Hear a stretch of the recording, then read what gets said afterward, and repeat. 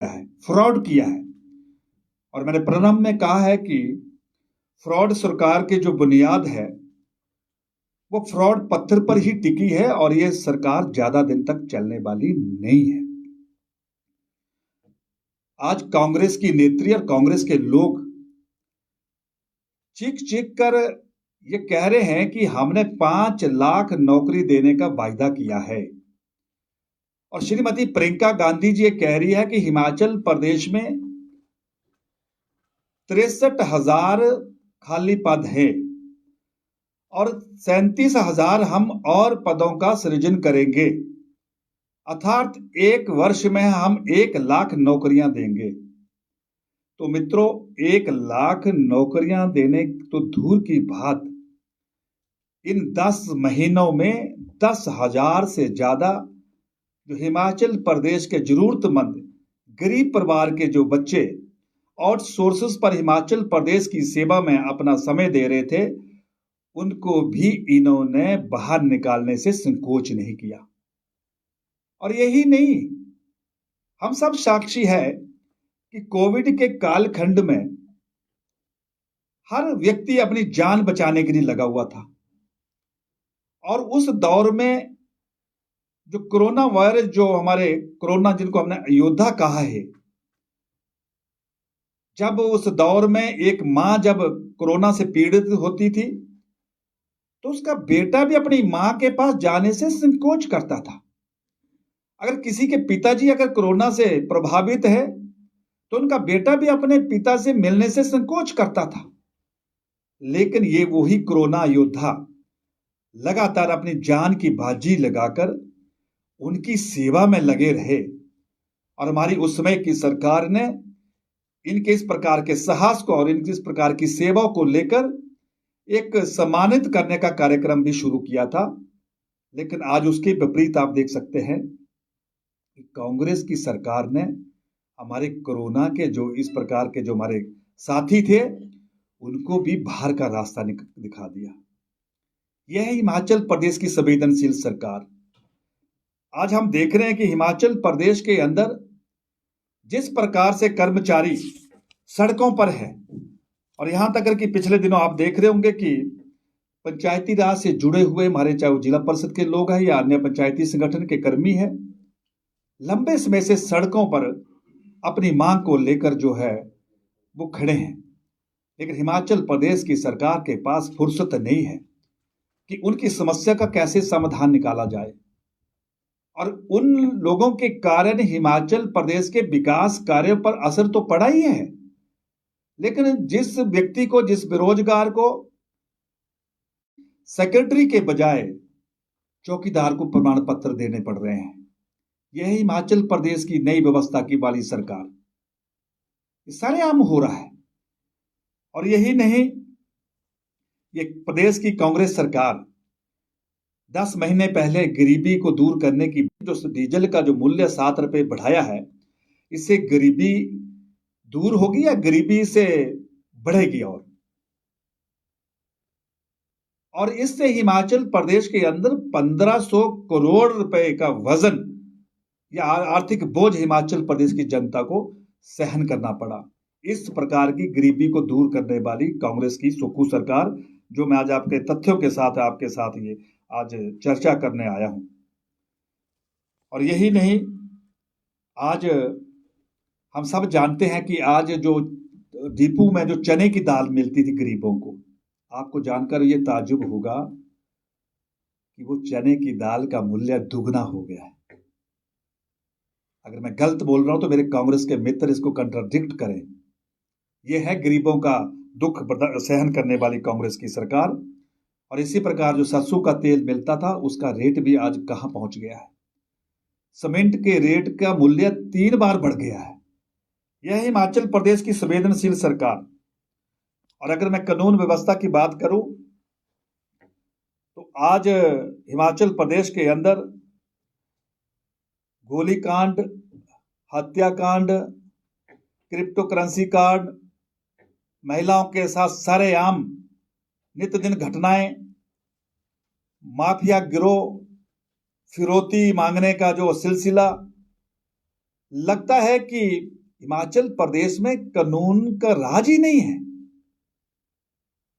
आज रेप के केसेस आप देखेंगे 10 महीने में, इतने हिमाचल प्रदेश में शायद पिछले 5 वर्षों में नहीं हुए होंगे।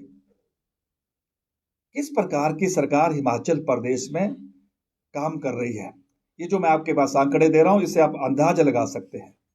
मित्रों, ये एक चिंता का विषय है। और जहां तक हम हिमाचल प्रदेश की 10 महीने की कांग्रेस की कर्जा की सरकार का हम बात करें, कर्जा सरकार बोलता हूं मैं इसको, कि पिछले 10 महीने में 10,000 करोड़ का ऋण ले चुकी है। ये रिकॉर्ड हो गया है कि हिमाचल प्रदेश की सियासत के इतिहास में 10,000 करोड़ का ऋण इन पिछले 10 माह में। और जो 2017-18 में हिमाचल प्रदेश के प्रति व्यक्ति के कंधे पर 66,618 रुपए का एक आर्थिक बोझ था, वो आज बढ़कर 1,02,000 से ज्यादा जो है हिमाचल प्रदेश की जनता पर बोझ आ गया है। अर्थात नवजात शिशु जो जन्म लेगा हिमाचल प्रदेश के अंदर, वो 1 लाख से ज्यादा कर्जे से जुड़ जाएगा। यह है हिमाचल प्रदेश की विकास की तस्वीर। आज हिमाचल प्रदेश जहां तेजी से विकास की गति के उस दौर में नीचे गिर रहा है, वही पूरा भारत उस रफ्तार से आगे बढ़ रहा है। एक कितना बड़ा अंतर भारत का और हिमाचल प्रदेश का विकास का जो मैंने आपके सम्मुख रखने का प्रयास किया है। इसी तरह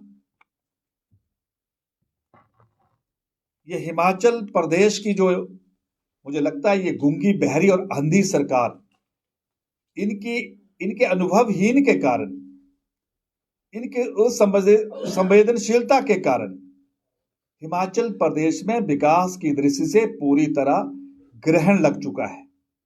और जहां तक अगर मैं अपने पालमपुर की बात करूं, तो हम सब इस बात के गवाह है, आपसे कुछ भी छिपा नहीं है कि आज से 10 महीने पहले जब हिमाचल प्रदेश का चुनाव था, अर्थात विधानसभा का चुनाव था, तो हमारे विरोधी दलों ने, सत्ताधारी कांग्रेस के लोगों ने हर भाषण में और हर जनसभा में ये कहा था कि अगर हिमाचल में कांग्रेस की सरकार आती है तो हम पालमपुर को जिला का दर्जा देंगे, हम पालमपुर को विकास का एक नया मॉडल बनाएंगे। अब मुझे नहीं पता वो जिला इन 5 वर्षों में बनाने का संकल्प था या वो एक सपना था, ये जनता पालमपुर की ही न्याय करे।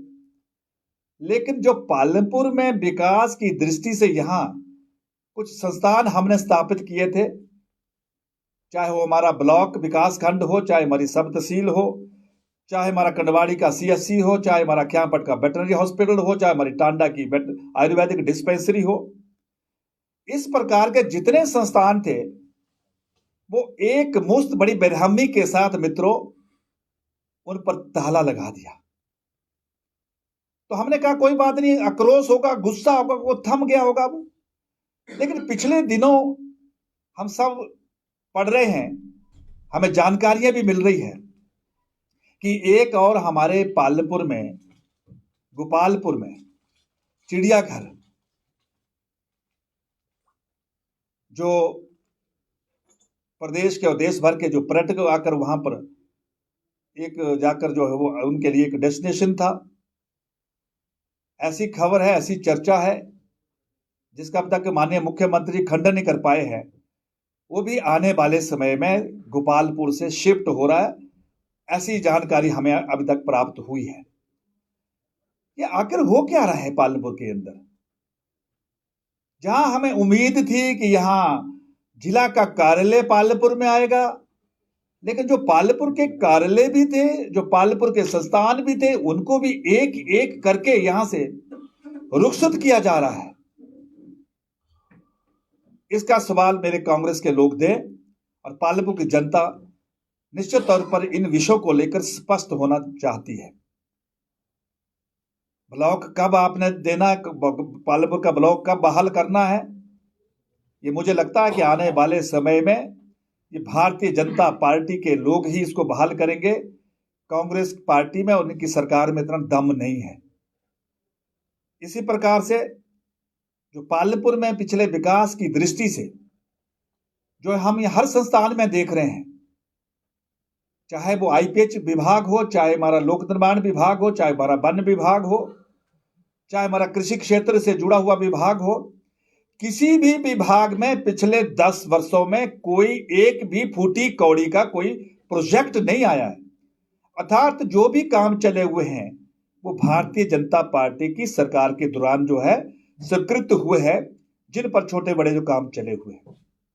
आज हम हर जगह की जानकारी हमें मिल रही है, लोग ठगे ठगे महसूस हो रहे हैं। समझ में नहीं आ रहा है ये सरकार कर क्या रही है, बोला क्या था और हो क्या रहा है। ये पालनपुर की बात नहीं, पूरे हिमाचल प्रदेश की बात है। ये पालनपुर तो एक उदाहरण है मित्रों।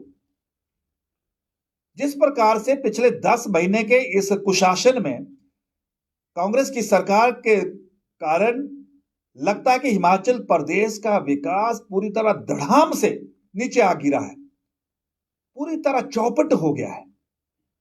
और मैं निश्चित तौर पर मैं ये कह सकता हूं कि कांग्रेस के मित्रों को आने वाले समय में जनता की अदालत में इनका एक एक विषय का जो है वो हिसाब देना ही पड़ेगा। जनता की अदालत में अब नहीं बच सकते हैं। एक बार फ्रॉड हो चुका है, एक बार छल हो चुका है। हमने तो नहीं कहा था कि 1500 की गारंटियां जो है महिलाओं को दो। आज हमारी बहनें 10 महीने से इंतजार कर रही हैं। और कांग्रेस के नेताओं की जो भाषण की जो क्लिप्स है, जो उनकी वीडियो है, इससे तो नहीं मुकर सकते हैं। अगर इन गारंटियों को अगर लागू करना हो तो 50,000 करोड़ का सहयोग चाहिए, कर्जा चाहिए। क्या ये संभव है? और अब तो कांग्रेस के मित्रों ने गारंटियों की चर्चा करना ही बंद कर दी है। लेकिन कांग्रेस पार्टी के लोग इससे बच नहीं सकते हैं। और जब हम गारंटियों की बात करते हैं तो दाएं बाएं की बात करते हैं। लेकिन आज हिमाचल प्रदेश का हर व्यक्ति कांग्रेस के छल से बहुत आहत है। और आने वाले लोकसभा चुनाव में कांग्रेस को बहुत बड़ी हिम्मत के साथ वोटरों का जो है मुकाबला करना पड़ेगा, वोटरों के बीच जाना पड़ेगा। और हिमाचल की जनता तो पूछेगी, उनका हिसाब किताब तो देना ही पड़ेगा। इसी तरह मैं पिछले दिनों पालनपुर के किन्हीं गांवों में गया तो वहां पर सिलेंडर को लेकर लोग त्राही त्राही कर रहे हैं। रास्ते में सिलेंडर के लेकर लोग खड़े कतारों में। मैंने कहा क्या है? बोलते हम 3 दिन से यहां खड़े हैं, हमें सिलेंडर नहीं मिल रहे हैं। मित्रों, एक वो भी समय था हमारी सरकार में, भारतीय जनता पार्टी की सरकार में, घर घर जाके लोगों को उठा के लोगों को जगा कर सिलेंडर की आपूर्ति की जाती थी। आज लोगों को सिलेंडर के लिए सड़कों पर जो है उतना पड़ रहा है। इस प्रकार का व्यवस्था परिवर्तन हम सब देख रहे हैं। मैं इतना ही कहना चाहता हूं। आपके मन में कोई और प्रश्न होगा तो आप अपनी बात रख सकते हैं। तो लोग जी, गोपालपुर चिड़ियाघर भी अब शिफ्ट हो रहा है बनखंडी में, इसके लेकर क्या कहेंगे? इस सरकार में कुछ भी संभव है। क्यास लगाने का तो कोई मतलब ही नहीं है।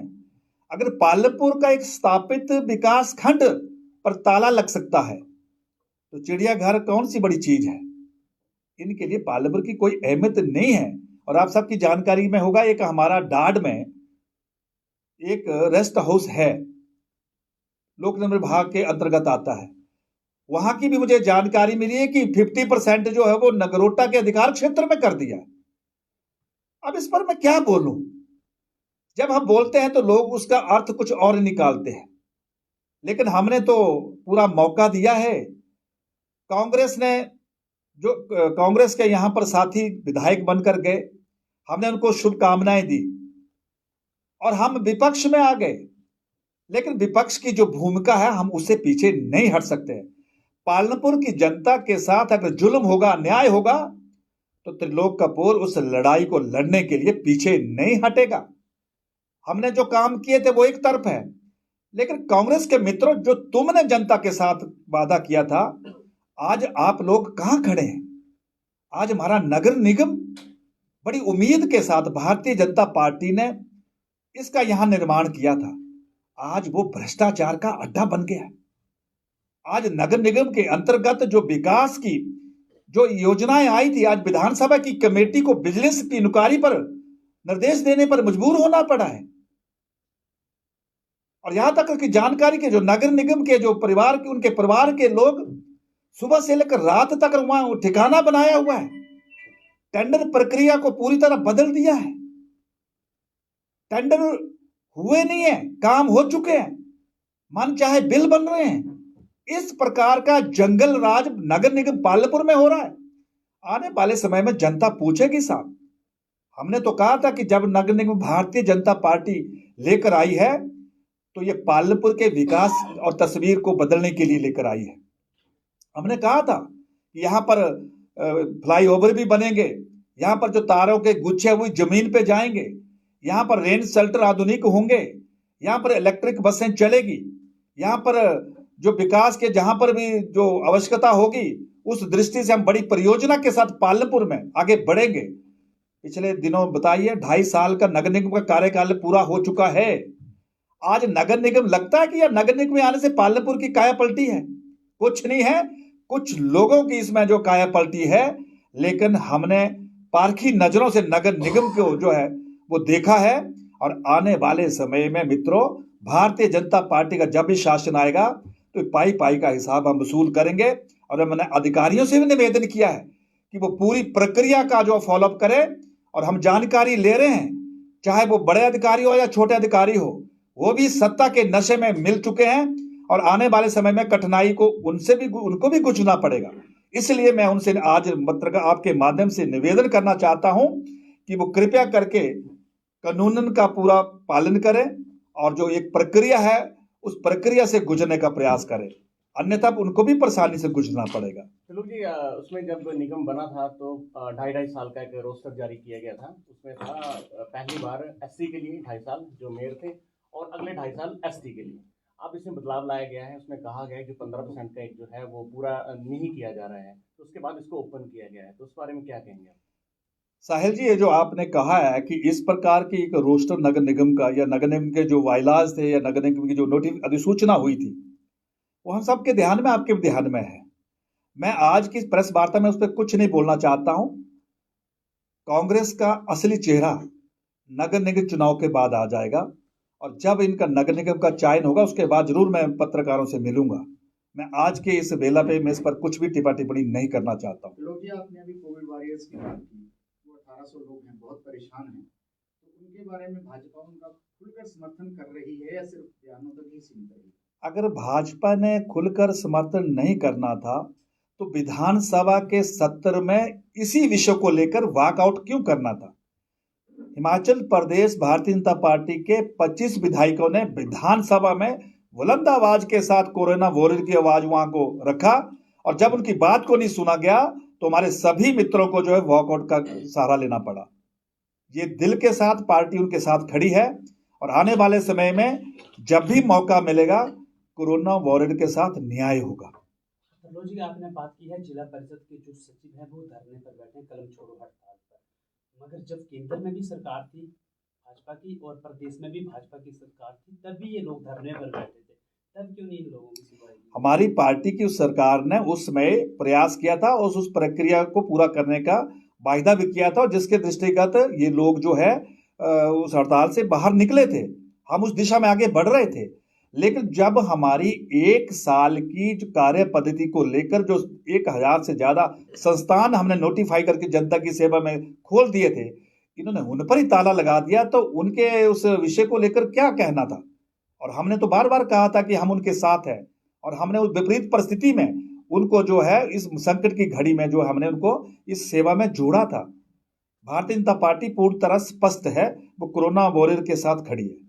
तो लोग जी, एक बात सामने आ रही है, आप प्रदेश महामंत्री हैं और भाजपा में आप जो है क्षेत्रवाद की राजनीति शुरू हो चुकी है। जैसे कांगड़ा जिला की बात लें तो यहाँ के नेता हैं वो आपस में एकजुटता दिखा रहे हैं, वो चाहते हैं बड़े चेहरे जो है कांगड़ा क्षेत्र से, कांगड़ा जिला से निकल के आए। मंडी की बात अलग की जा रही है, तो इस बारे में आप क्या कहेंगे? देखिए साहिल जी, ये हम सब का सौभाग्य है कि हिमाचल प्रदेश के हम सबसे बड़े जिला के लोग हैं और इस जिला की विकास की दृष्टि से नहीं बल्कि राजनीतिक दृष्टि से भी एक अहम भूमिका रही है। जब जब भी कांगड़ा जिला ने जो अपना निर्णय दिया है, हिमाचल की सियासत उसी ही विचारधारा की स्थापित हुई है। इस बार कांग्रेस पार्टी के साथ कांगड़ा जिला खड़ा हुआ तो कांग्रेस की सियासत हुई, कांग्रेस की सियासत बनी, सरकार बनी, और पिछली बार भारतीय जनता पार्टी के साथ भारतीय जनता पार्टी की सरकार बनी। ये सही है कि कांगड़ा के लोगों को इस बात की बड़ी पीड़ा है कि जो परिणाम इस बार कांगड़ा से आए हैं उसकी कभी ऐसी कल्पना नहीं थी, उम्मीद भी नहीं थी और विश्वास भी नहीं था। लेकिन कांगड़ा के कुछ वरिष्ठ कार्यकर्ताओं ने इसको लेकर मंथन किया है कि हम कांगड़ा के सभी लोगों को एकजुट होकर कांगड़ा के इस विषय की जो पीड़ा को समझने की जो है कोशिश करनी चाहिए। और कांगड़ा में हमारे पार्टी के वरिष्ठ नेता श्रीमान विपिन सिंह परमार जी की अगुवाई में हम सभी कार्यकर्ता, चाहे वो श्रीमान विक्रम सिंह ठाकुर जी हो, चाहे श्रीमान राकेश पठानिया जी हो, चाहे श्रीमान पवन काजल जी हो, चाहे हमारे जितने भी कांगड़ा के हमारे पूर्व विधायक वर्तमान विधायक हो, सभी लोग मिलकर कांगड़ा को संगठन की दृष्टि से मजबूत करने के लिए एकजुट होकर आगे बढ़ने का प्रयास कर रहे हैं, ताकि आने वाले समय में जब भी राजनीतिक परीक्षा हो, चाहे वो लोकसभा की हो चाहे विधानसभा की हो, एक अच्छी ताकत के साथ हम आगे बढ़े। कांग्रेस नेताओं का तो यही बयान आ रहे हैं कि जो विपिन सिंह परमार हैं और जो जयराम ठाकुर है, इनमें आपस में ही कंपटीशन बढ़ चुका है। जैसा कि विधानसभा में देखा गया, एक दूसरे को बयानों को तोड़ के आगे अपने बयान आगे रख रहे हैं। कांग्रेस कुछ भी कह सकती है, भारतीय जनता पार्टी ऐसे बयानों को कभी भी गंभीरता से नहीं लेती है। श्री जयराम ठाकुर जी हमारे हिमाचल प्रदेश के नेता है और वो विपक्ष के भी नेता है, पूर्व में मुख्यमंत्री रहे हैं, निर्वाध नेता रहे हैं और विपक्ष की आवाज को वो बुलंद कर रहे हैं। और श्रीमान विपिन सिंह परमार जी चौथी बार हिमाचल प्रदेश की विधानसभा में पहुंचे हैं। उनका भी एक बड़ा लंबा तजुर्बा है, राजनीतिक तजुर्बा है। वो संगठन के एक लंबे समय तक, चाहे वो विद्यार्थी परिषद हो, चाहे वो पार्टी के महामंत्री के तौर पर हो, चाहे वो अनेक दायित्व काम कर चुके हो, उनका तजुर्बा है और उसके नेतृत्व को हमने सबने स्वीकार किया कि कांगड़ा में हम सभी लोग श्री परमार जी के नेतृत्व में आगे काम करेंगे और संगठन को मजबूत करेंगे। बहुत बहुत धन्यवाद।